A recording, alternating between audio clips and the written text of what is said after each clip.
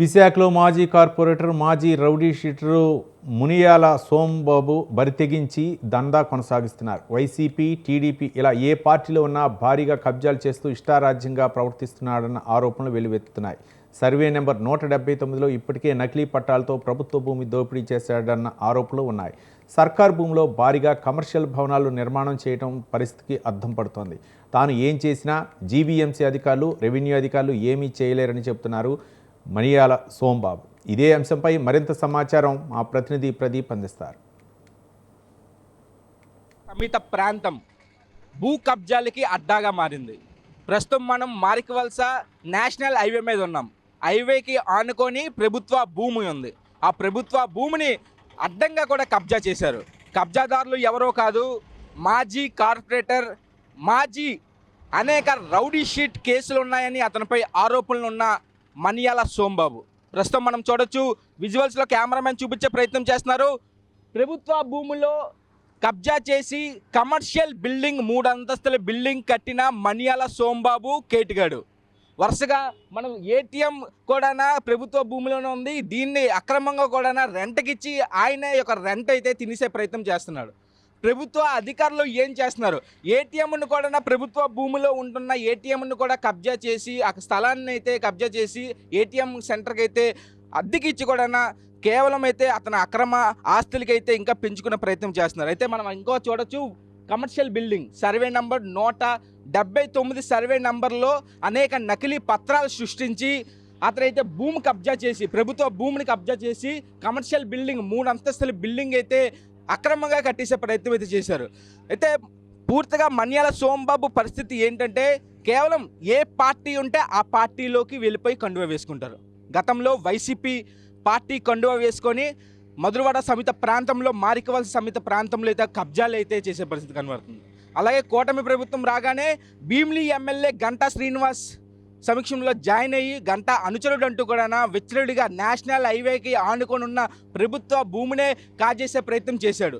అనేక నకిలీ పత్రాలు సృష్టించి కూడా అధికారులకు తెలిసిన, జీవీఎంసీ అధికారులకు తెలిసిన మనియాల సోంబాబుతో చేతులు కలిపి ప్రభుత్వ భూమిని కబ్జా చేయించడానికైతే అధికారులు కూడా మనియాల సోంబాబుకి సహకరించే పరిస్థితి కనబడుతుంది.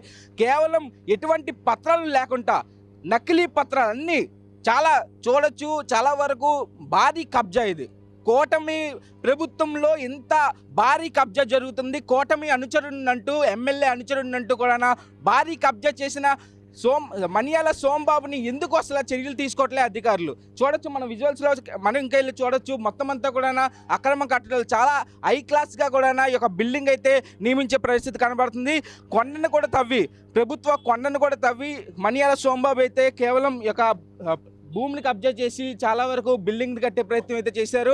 చాలా మనం ఎక్కడైనా చూడొచ్చు, చాలా వరకు ఇట్లాంటి కబ్జాని మాత్రం ఎప్పుడూ ఎన్నడూ చూడలేని కబ్జా ఇది. ఇంత కబ్జా జరుగుతున్నా సరే మనియాల సోంబాబు ఎందుకు అసలు నిమ్మకు నీరెట్టినట్టు వ్యవహరిస్తున్నాడు? అసలు ఎవరు ఎటువంటి సమాధానం అడుగుతున్నా సరే మనియాల సోంబాబు ఎవరికి చెప్పుకుంటే చెప్పుకోండి అన్నట్టు కూడా ఈ యొక్క ప్రభుత్వ భూమిని అయితే కబ్జా చేసి కట్టే పరిస్థితి కనబడుతుంది.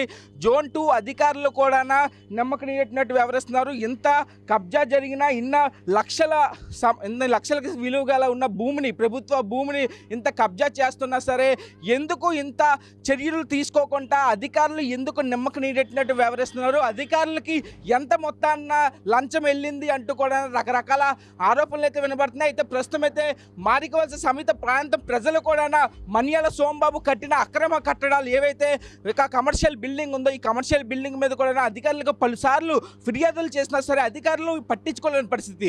ఏమనంటే గంటా శ్రీనివాస్, భీమిలి ఎమ్మెల్యే, కూటమి ఎమ్మెల్యే గంటా శ్రీనివాస్ అనుచరుడినంటూ కూడా విచ్చలవిడిగా నా ఇష్టమే అంటూ కూడా ఎక్కడైనా కబ్జా చేస్తా, నీ కబ్జాకి అడ్డాగా నేనే ఉంటా అంటూ కూడా మనియాల సోంబాబు, మాజీ కార్పొరేటర్ మనియాల సోంబాబు అయితే అడ్డాగా ఇక మార్చుకున్న మారికవలస ప్రభుత్వ భూముల్ని కబ్జా చేసిన మనియాల సోంబాబుపై ఎందుకు జీవీఎంసీ అధికారులు కానీ, రెవెన్యూ అధికారులు కానీ ఎందుకు పట్టించుకోలేని పరిస్థితుల్లో ఉన్నారు?